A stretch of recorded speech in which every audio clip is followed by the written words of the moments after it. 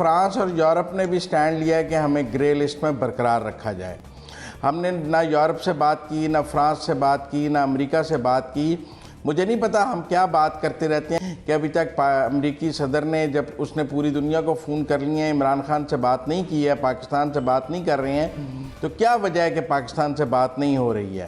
کیا وجہ ہے کہ یورپ پاکستان سے ناراض ہے؟ کیا وجہ ہے فرانس نے ہمارے خلاف سٹینڈ لیا ہے؟ اگلے 6 ماہ تک کم از کم پاکستان گرے لسٹ میں رہے گا۔ این بی سی 2-3 طرح کے options F A T F کے پاس موجود ہیں کہ گرے لسٹ میں برقرار رکھا جاتا ہے، نکال دیا جاتا ہے یا بلیک لسٹ کیا جاتا ہے، جو کہ امید ہے کہ نہیں ہوگا۔ لیکن ان تینوں آپشنز میں سے سفرا کا یہ خیال ہے کہ شاید جون تک اضافی نگرانی کی فہرست میں شامل کیا جائے۔ آپ کو کیا پاسبلٹی نظر آتی ہے؟ ہمیں تو نہیں پتا نا کہ صورتحال کیا ہے، ایف اے ٹی ایف میں کیا گروہ بندی ہے، ہم کو بھی نہیں پتا۔ ہمیں نہیں پتا کہ ابھی تک پریزیڈنٹ جو بائیڈن نے پرائم منسٹر عمران خان سے فون پہ بات کیوں نہیں کی ہے، ہمیں اس کا بھی نہیں پتہ۔ ظاہر ہے ہم تو بریف ہولڈر نہیں ہیں اس معاملات میں۔ اور فرانس سے بھی کیا تعلقات ہیں ہمارے، سوائے چائنا کے آپ کے تعلقات کس سے اچھے ہیں مجھے نہیں پتہ ان کا۔ لیکن جب اجلاس ہوگا تو پاکستان اپنا کیس پلیٹ کرے گا۔ حماد اظہر بہت اچھا کام کرتے ہیں، بہت اچھی طرح پریزنٹیشن دیتے ہیں، اور اس کے بعد پھر ان سے کہا جاتا ہے کہ 3 مہینے بعد پھر آنا۔ اب جو گروہ بندی بن رہی ہے اس میں زیادہ تر لوگ کہہ رہے ہیں کام پاکستان نے کر لیا ہے، ٹھیک ٹھاک کر لیا ہے، لیکن ایک اور گروہ بھی ہے جو کہہ رہے ہیں نہیں، ابھی ان کو کلیئرنس نہ دیں، آپ ان کے چال چلن پہ نظر رکھیں، اور جون تک کم سے کم 3 جون یا 13 جون 2 ڈیٹس ہیں، اس تک ان کو گرے لسٹ میں رکھیں۔ بلیک لسٹ کا خیر سوال پیدا نہیں ہوتا، گرے لسٹ میں رکھیں اور ان پر نظر رکھی جائے۔ تو یار ہم اب اس طرح ڈوبے کہ لوگ ہم پہ نظر رکھیں گے، ہمارا چال چلن دیکھیں گے۔ ہم نے تو سب کچھ کر دیا، اپنا جب جو بچا تھا وہ بھی لٹا دیا ہم نے، اب اس کے باوجود ہمارے ساتھ یہ صورتحال ہے۔ اس کا مطلب ہے ہماری خارجہ پالیسی میں کچھ نقص ہے اور بڑا نقص ہے، اور وہ نقص یہ ہے کہ ہماری خارجہ پالیسی نہیں ہے، وہ ڈومیسٹک پالیسی کے لیے کا کام کرتی ہے۔ جب تک یہ ہوگا، کوئی ایکٹیو آدمی باہر آپ کا نہیں ہوگا، تو پھر یہی صورتحال ہوگی۔ ٹھیک ہے سر وردی صاحب، یہ جو گرے لسٹ سے نکلنے کا معاملہ ہے، جو نکات پر عمل درآمد کی بات ہے، یہ تو ایک کلیکٹیو ایفرٹ ہے، تمام اداروں کو مل کر ایفرٹ کرنی تھی، اس کے بعد ہم نے اس میں کامیابی حاصل کرنی تھی۔ کیا ہمیں لیک آف کوآرڈینیشن نظر آتا ہے اداروں کے درمیان؟ نہیں، مجھے لیک آف کوآرڈینیشن تو نظر نہیں آتا ہے، لیکن میں دیکھ رہا تھا فیٹف کے حوالے سے، دیکھیں کہ ایک دنیا میں ایک لڑائی جاری ہے پاکستان کے خلاف۔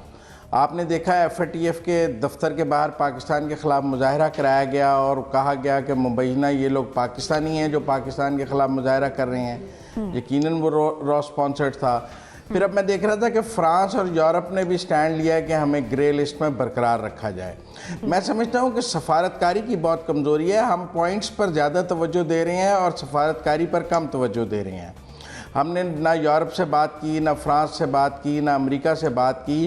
مجھے نہیں پتا ہم کیا بات کرتے رہتے ہیں، کیونکہ بہرحال ملاقاتیں تو اپنی جگہ موجود ہیں، اور این بی سی نے ٹھیک توجہ دلائی کہ ابھی تک امریکی صدر نے جب اس نے پوری دنیا کو فون کر لیا ہے، عمران خان سے بات نہیں کی ہے، پاکستان سے بات نہیں کر رہے ہیں، تو کیا وجہ ہے کہ پاکستان سے بات نہیں ہو رہی ہے؟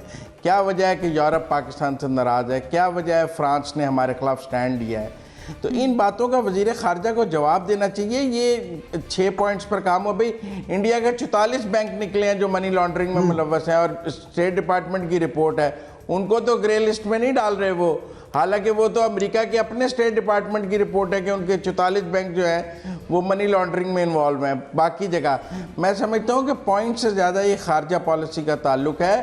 ہمارا کان شاید ہماری اتنی غلطی کی وجہ سے نہیں انہوں نے پکڑا ہوا، ہمارا کان اور وجوہات سے پکڑا ہوا ہے، میں سمجھتا ہوں جیغم خان صاحب، اور وہ کان ہم نے ان کو اپنے ہاتھ جو دے دیا ہے اب ہم سے چھڑایا نہیں جا رہا، کیونکہ کان پکڑنے کی گرفت ذرا مضبوط ہے اور اس کو چھڑانے کے لیے داؤ پیچ چاہیے، ہماری اس پر توجہ نہیں ہے، ہم اپنی غلطیاں ڈھونڈ رہے ہیں زیادہ میرا خیال ہے کچھ خارجہ پالیسی کا معاملہ ہے۔ اگر 6 ماہ وزیر خارجہ صرف خارجہ پالیسی پہ توجہ دیں، پاکستان کی اندرونی سیاست پر توجہ نہ دیں، دنیا کے دورے کریں، ایف اے ٹی ایف سے نکلنے پر کام کریں، تو پاکستان کی زیادہ خدمت ہو سکتی ہے۔ انہیں پاکستان کے اندرونی معاملات سے زیادہ ایف اے ٹی ایف پر توجہ دینی چاہیے۔ حماد اظہر نے اپنے حصے کا کام کر لیا ہے، اداروں نے اپنے حصے کا کام کر لیا ہے، اب باقی کام شاہ محمود قریشی صاحب کا ہے جو وہ نہیں کر رہے۔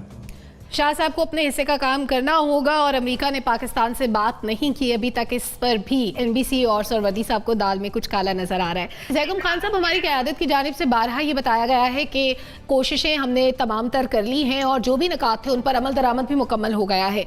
क्या ये तमाम तर निकात पर जो अमल दरामद हुआ है ये तसल्ली बख्श है? क्या अब हम समझें कि पाकिस्तान ग्रे लिस्ट से निकल जाएगा? देखिए सलमा, बैनुल-अक़वामी क़ुव्वतें, बैनुल-अक़वामी इदारे जब किसी को कान से पकड़ते हैं या किसी को आकर टाइट करते हैं तो वो वहीं पर टाइट करते हैं जहाँ पे उनकी कोई वीकनेसेस होती हैं। पहली तो बात है, हमें तस्लीम करना होगा कि 2018 में जब हम FATF की ग्रे लिस्ट में गए और हमें 15 माह का वक्त मिला तो उस वक्त हमारे इदारों में, हमारे फाइनेंशियल इंस्टीट्यूशंस में बहुत बड़ी बड़ी कमज़ोरियाँ मौजूद थी। हवाला हुंडी भी था, बहुत बड़े पैमाने पर था। जिन टीटीओं की बात होती है उसकी इजाज़त आपने कानून बना कर दी थी ताकि लोग टैक्स बचा सकें, वो भी साथ में मौजूद थे। अकाउंट भी जो चाहे वो किसी माली का शनाख्ती कार्ड उठाकर बैंक में अकाउंट खोलकर वो भी अपने पैसे छुपा सकता था, टैक्सेशन छुपा सकता था। जो आपकी रियल एस्टेट है उसमें इस वक्त भी जिसके पास अरबों रुपए की भी नाजायज़ रकम है तो आपने इस वक्त भी इजाज़त दी है कि जाके रियल एस्टेट में इसको दबा दो। ये सब कुछ पाकिस्तान ने अपनी एलीट के लिए किया जिनकी कुछ दौलत जायज़ है और बहुत सारी दौलत नाजायज़ है। तो जब हमारे कान मरोड़े गए तो हमें ख्याल आया कि हमें सिर्फ बाहर के लिए नहीं, अपने लिए भी ये कुछ करना है। इन सब चीज़ों के मुज़बिरात हमारी मईशत के लिए और हमारी माशरत के लिए भी बहुत शदीद थे।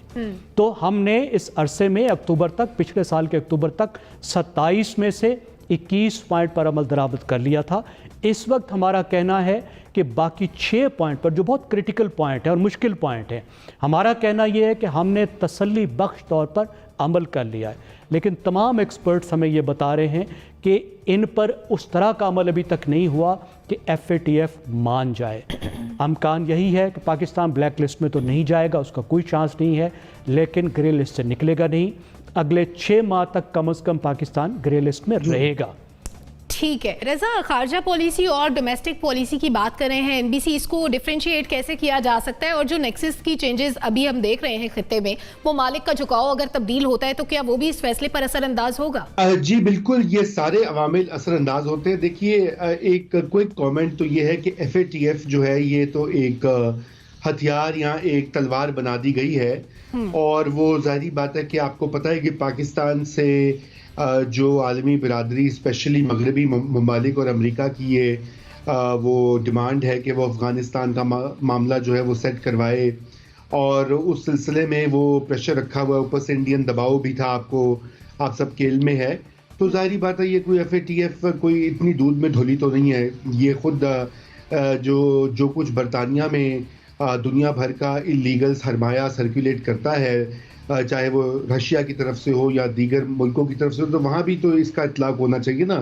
ये ज़रूरी है कि जो गरीब ममालिक हैं जो कि ज़रा कमज़ोर हैं तो उनके ऊपर सारी धौंस जमाई जाए।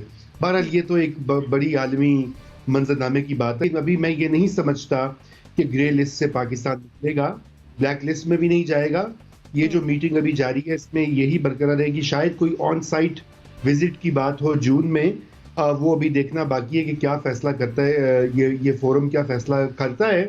मगर मुझे कभी उम्मीद है कि अगर ये प्रोग्रेस इस तरह जारी रही और बकाया जो 5-6 एक्शंस हैं उनके ऊपर भी फुल कंप्लायंस हो जाती है तो इस साल के आखिर तक, अक्टूबर में जो अगला इजलास होना है गालिबन, उस वक्त पाकिस्तान निकल जाएगा ग्रे लिस्ट से।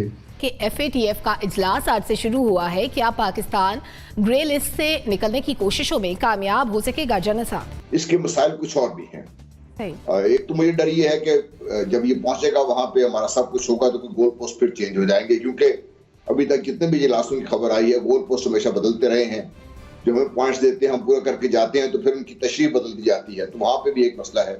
और दूसरा बहुत बड़ा मसला है कि क्या अमेरिका को पाकिस्तान का इस ग्रे लिस्ट से निकलना सूट करता है, क्योंकि जब आप आते हैं हकाइक की तरफ और ग्राउंड रियलिटी की तरफ तो ये सब कुछ डिक्टेट्स वो चीज नहीं करेगी जो हम पाकिस्तान कर रहा है या जो हम पेपर्स डिमांड की जा रही है। डिक्टेट ये होगा कि उस वक्त इंटरनेशनल जो पॉलिटिकल सिस्टम है वो पाकिस्तान के बारे में क्या सोचता है, जिसकी सरबराही अमेरिका कर रहा है, जिसमें बरतानिया, फ्रांस और जिसमें हिंदुस्तान के, जो भारत के जो नुक्ता नज़र है या उनकी जो पाकिस्तान के बारे में चीज़ें हैं اس کو زیادہ ترجیح ملتی ہے.